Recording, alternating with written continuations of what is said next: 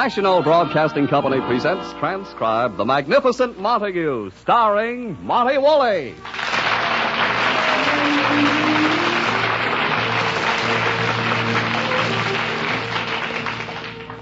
When Edwin the Magnificent Montague left the Shakespearean theater for the economic security of radio as Uncle Goodhart, hero of an afternoon program, life did not become beautiful.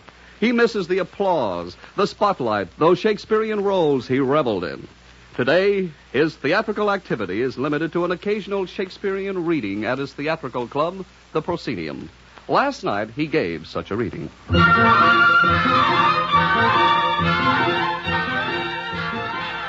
It is morning in the Montague apartment. His wife, Lily, is just getting up. Agnes, the maid, is up and is now in her third week of spring cleaning. If they made me a king, I'd still be a slave around here. If they made me... Agnes! Oh, good morning, honey. Good morning, Agnes. Where's Edwin? I woke up this morning and he's gone. Don't ask me. A half hour ago, he come rushing out, his pants on over his pajamas, threw on his coat, and ran out. Edwin rushed down to get the morning papers. What's he so anxious about? Is he afraid the Army's calling up the reserve officers from the Civil War? Civil War? Oh, that's silly. My era. It was a Revolutionary War.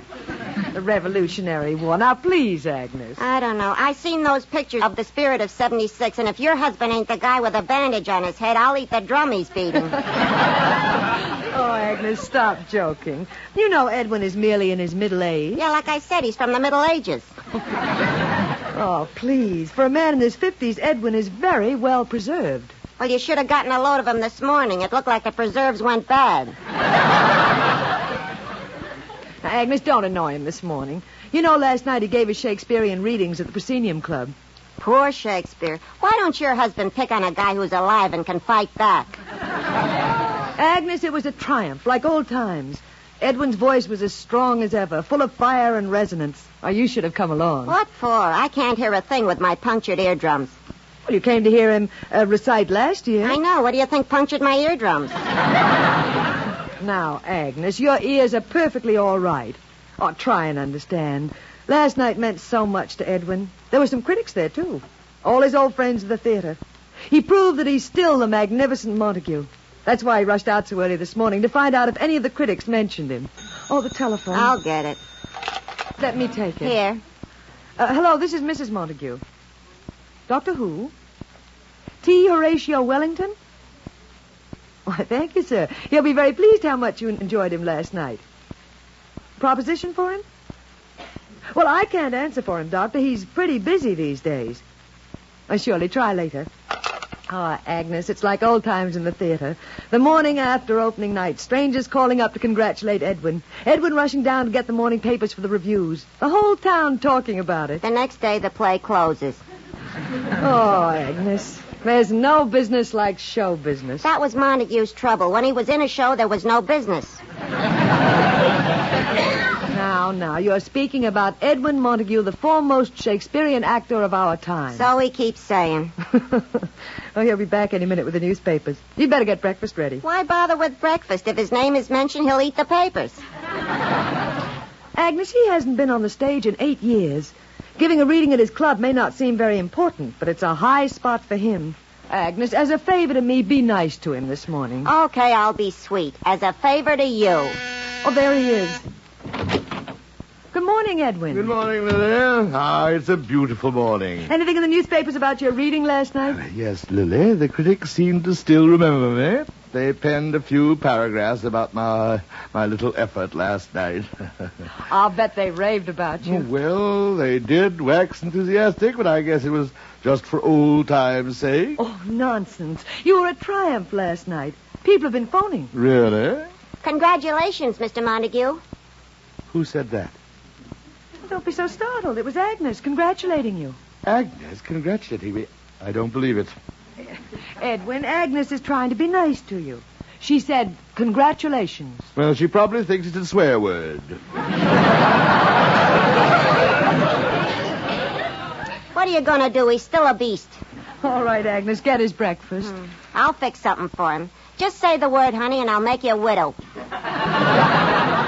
Just coffee, Agnes. Black coffee. Just black. I was hoping you'd want cream this morning. It just went sour.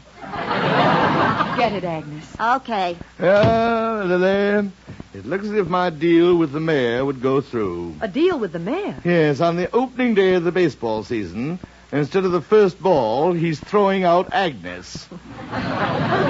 Oh, Edwin, you're terrible. Agnes made an effort to be nice to you. Now, the least you could do was thank her. All right, Lily, all right. I'll be charming to her. Now listen to what they said about me in the papers. Sit down and read them to me. Oh, Edwin, it's just as it used to be after our opening night. Here. Here's John Chapman in the news. Listen.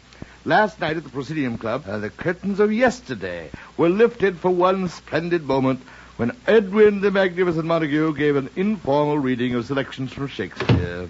Here's your coffee. Agnes, shh. Edwin's reading. Mind if I don't listen?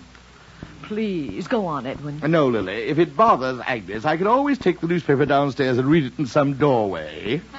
Edwin, stop that. Oh, my. Isn't our Mr. Huffety Huff touchy this morning? Agnes. Now, go on, Mr. Huffety Huff. Go on, Edwin. All right. It continues. For an all too brief moment, we were allowed to see and hear one of the all-time greats. Did you hear that, Lily? He called me one of the all-time greats. That's the same thing they said about Seabiscuit.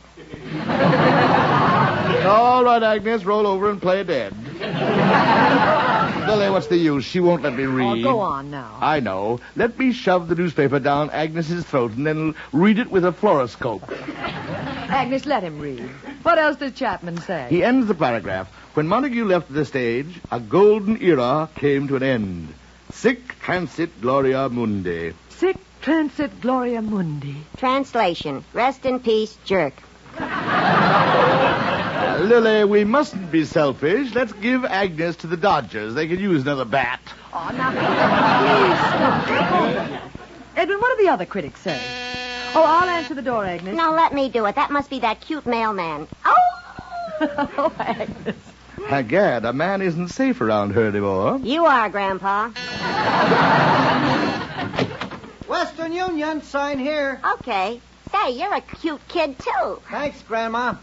Agnes, you're irresistible. Edwin, look at all those telegrams. Let me have them, Agnes. Who are they from?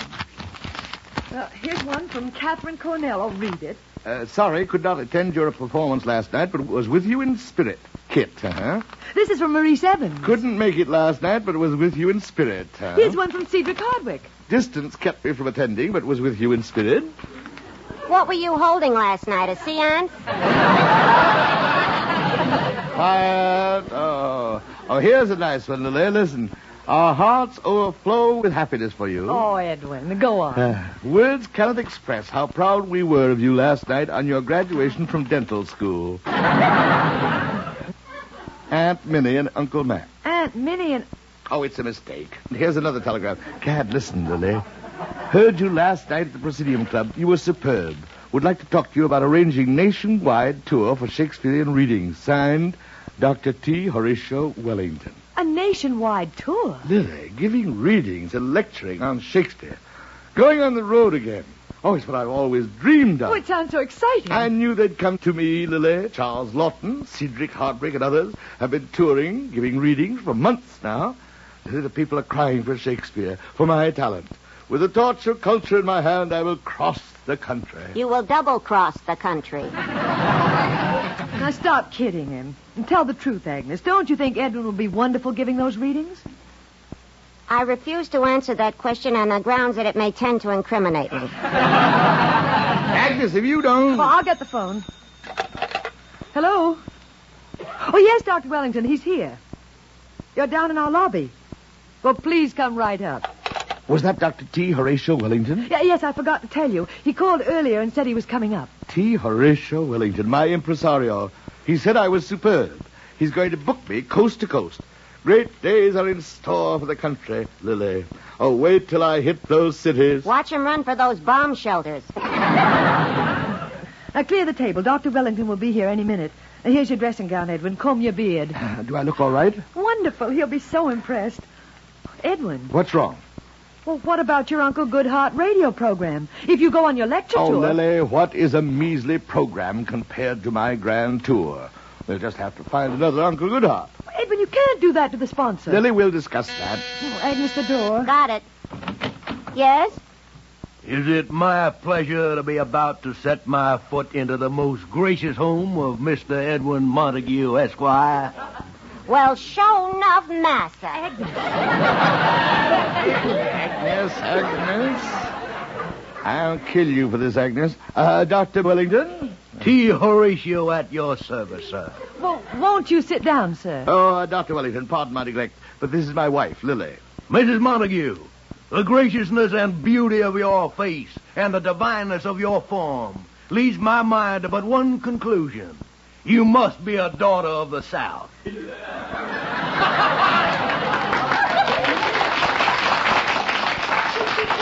I'm originally from Cleveland. Well, that's close enough to the Mason-Dixon line to suit me. Cleveland, ladies, won't you come out tonight? Pardon my enthusiasm, but just an old plantation song. Have a chair, Doc. Who is this vision of loveliness? Why, she's, You don't have to tell me, Mr. Montague. I recognize the family resemblance immediately. Your lovely daughter. My daughter? His daughter, that's all I need. Where's the gas pipe? Dr. Wellington, this is Agnes. She's our maid. This is the end of a perfect day. Doctor, I was quite interested in your wire. You mentioned something about, I believe, a tour? I certainly did. Mr. Montague, it was my privilege to attend your magnificent performance last night. Well, thank you.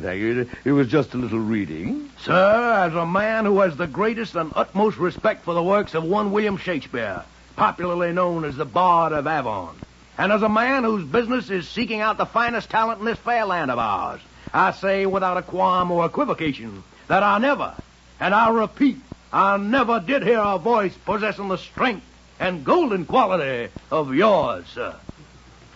Excuse me, but what part of Brooklyn did you say you were from? Agnes, be quiet. Doctor, if I'd known you were in the audience, I would have prepared a more elaborate program. I would have perhaps included my famous reading of Antony's oration at Caesar's funeral. Sir, would it be too much for me to believe that you would do that for me now? Try and stop him. Agnes, dear, why don't you dig up one of your old bones and play with it? Edwin, do Anthony's speech for Dr. Wellington. Oh, very well, very well. I'm a quiver. I'm simply a quiver. Friends, Romans, countrymen, lend me your ears. I come to bury Caesar, not to praise him. The evil that men do lives after them. The good is oft interred with their bones.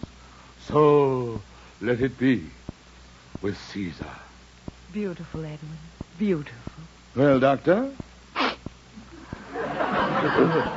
Doctor, you're crying. Excuse me. I never thought I'd live to see the day when a human voice could put to shame the songbirds of my beloved South. Doctor, you're too kind. Please, sir, recite me some more, sir. Recite me some more. Well, I'd love to, Doctor. Now, there's the battle scene from Macbeth. Edwin, you haven't time. You have to get to your broadcast. Oh, yes. Doctor, I'm a little rushed, and I'd like to hear more about the tour. The tour? Oh, yes.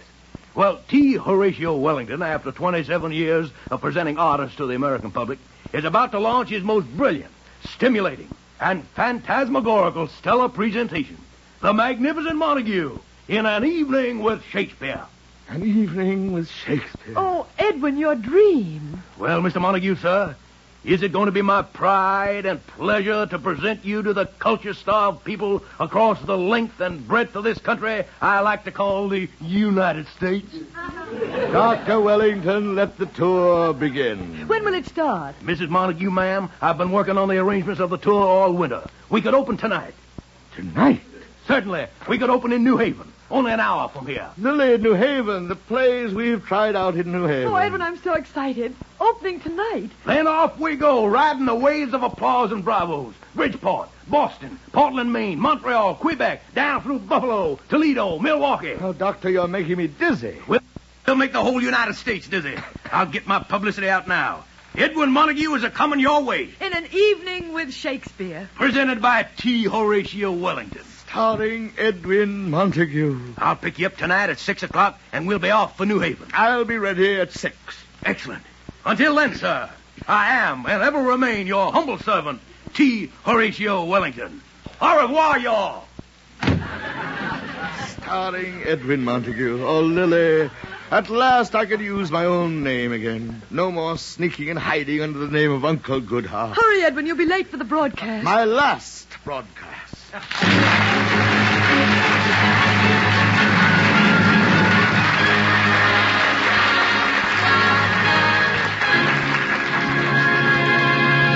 be back with the Magnificent Montague in just a moment.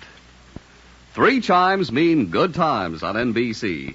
Just imagine an hour and a half of comedy, music, and drama, the finest of each, with the greatest names in show business, presided over by Tallulah Bankhead. Well, that's The Big Show, brought to you this Sunday and every Sunday on NBC. All this and Tallulah, too.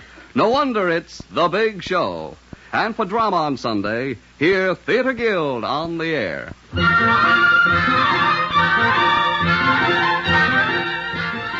And now, back to the Magnificent Montague.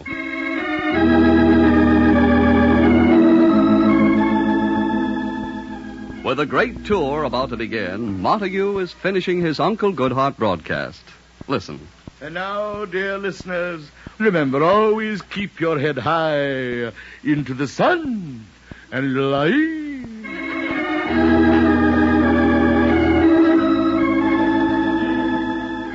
So ends another episode of Uncle Goodheart.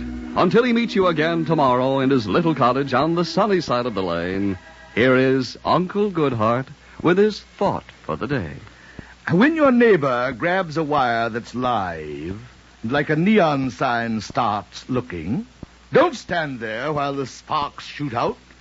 Step up and ask, what's cooking?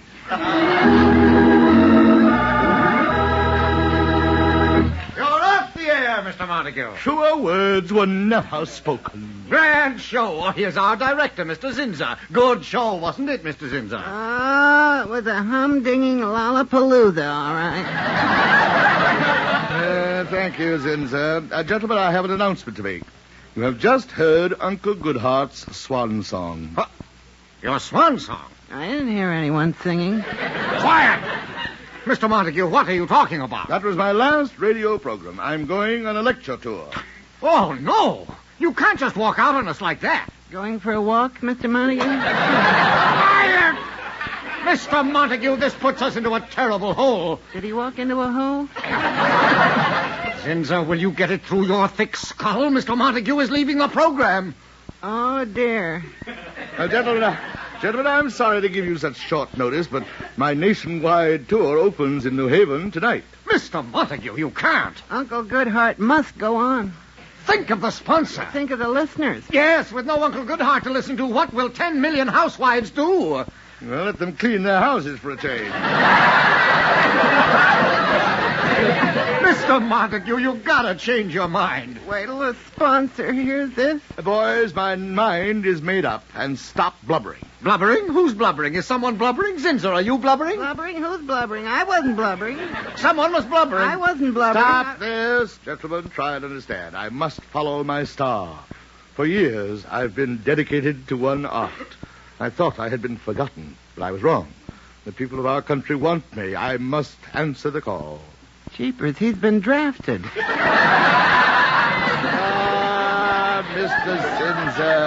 Mr. Zinzer, I shall think of you most of all. When I cross the desert and look out into the vast emptiness, I will think of your head. Oh, thank you, Mr. Montague. Yay! When the sponsor hears of this... He'll have pups. Good. You can have pups, eh? Well, good. If they look like him, save one for me. I've always wanted an Airedale. Mr. Montague, what you said. Did you hear what he said about the boss, Zinzer? Yes. Zinzer, I'm going to report you. If that's how you feel about the sponsor, you're bread and butter. Oh, I think he's a wonderful man. Fine, honest, true blue. Well, that's better. He can't help it if he looks like an Airedale. Zinzer! Leave him alone, Springer. Boys, I have to get home and pack. Tonight, after all these years, I start living again. Tonight in New Haven, I'm having an evening with Shakespeare. Did he play canasta? Mr. Montague, how can we possibly find another Uncle Goodhart by tomorrow afternoon? Here we go, combing the Bowery again. Gentlemen, that's your problem, and now comes one of the happiest moments of my life. I say goodbye to radio. Goodbye, Mr. Springer. Mr. Montague. Goodbye, Zinza. Good luck, Mr. Montague. Remember what Uncle Goodhart says. Keep your head high into the sun. And life?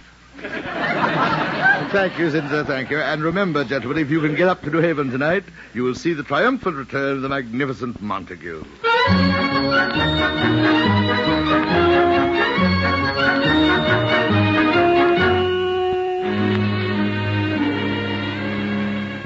Agnes, help me close this trunk. Then we can start packing the other one. We sure cleaned out the closets. Did you get a load of those old costumes he hasn't worn in 8 years? Well, let's pack them. He wants to take them along. Who has to pack them? Let's just tell the Moors where they're going. They can fly them there. Agnes, stop kidding around. Dr. Wellington is picking him up at 5. Agnes, I just thought of something. What? Edwin will be gone for months. I know. I keep pinching myself to see if it's true. Don't fool yourself, Agnes. You're going to miss him. Like Brooklyn misses the Giants. Edwin and I have never been separated very long.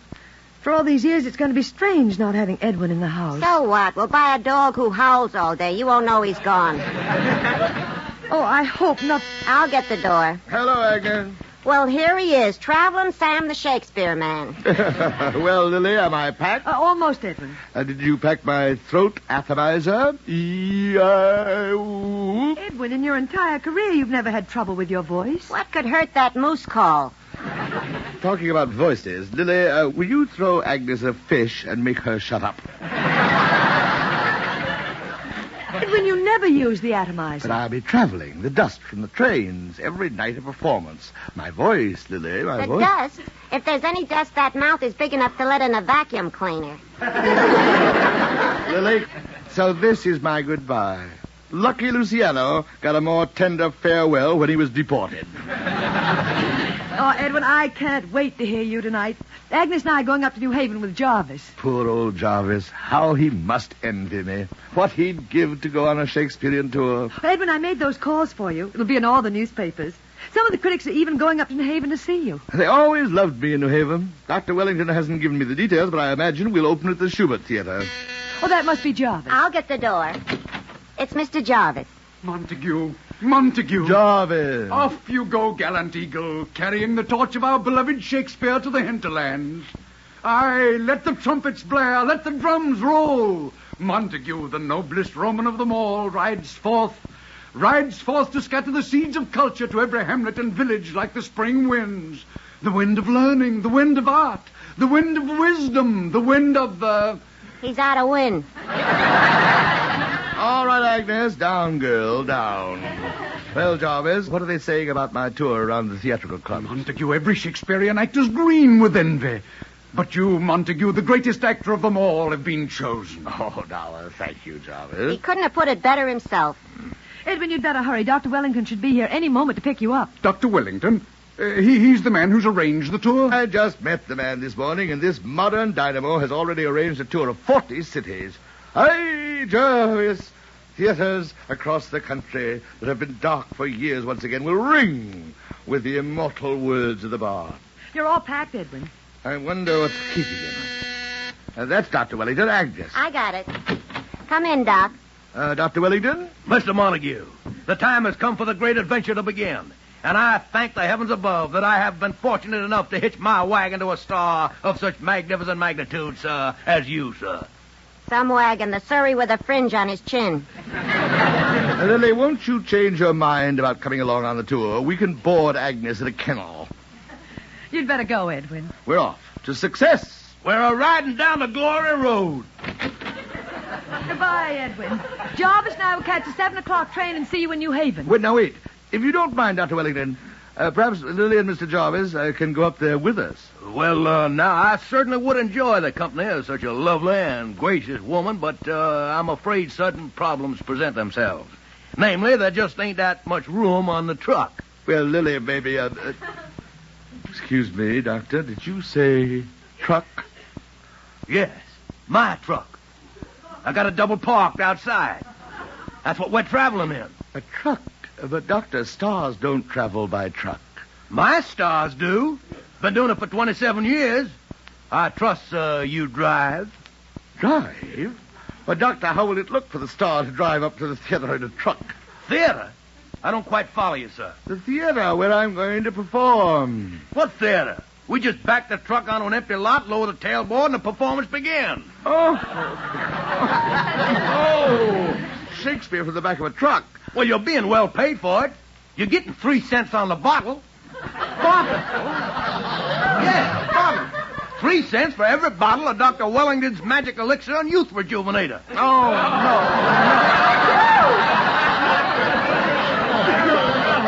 no, a medicine show. You open the show in an Indian costume to attract the yokels. I trust you all can beat a drum. Get out of here. Well, the critics are on their way to New Haven. I'm ruined. Sir, you can't back out. I saved the best spot in the show for you. You're right between the fire eater and the shimmy dancer. Get out of here. Unhand me, sir. Unhand me. Get out. Lily, what I almost stepped into. I guess we can cancel our trip to New Haven, huh, Jarvis? Jarvis? Wait a minute, where's Jarvis? He was just here. Hey, come here. Look out the window. What is it? Look down at the street. Gad, look at that truck. Dr. T. Horatio Wellington traveling shows. From Shakespeare to Shimmy. Oh. Well, what is it, Edwin? Lily. All's well that ends well. Ends well? Yes, the spirit of Shakespeare will still cover the land. Edwin, what are you talking about? Lily, look. Jarvis just got into the truck.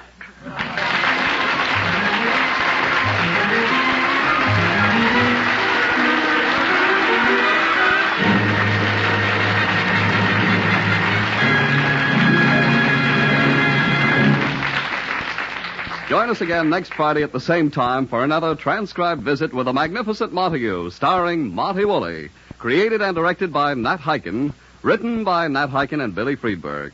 Anne Seymour was Lily. Pert Kelton was Agnes.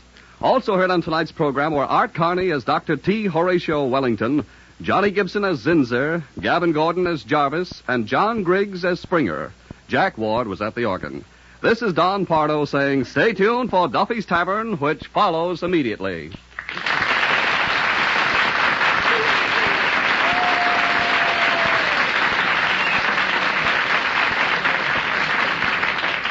Three chimes mean good times on NBC. Saturday chimes mean a big evening of fun and music as Red Foley brings you Grand Ole Opry from Nashville with Minnie Pearl, Rod Brasfield, and famous guest stars. Tomorrow also means an hour of fun with the Dennis Day Show, featuring songs and comedy by Dennis, and the Judy Canova Show, bringing you mountain-style music and mayhem.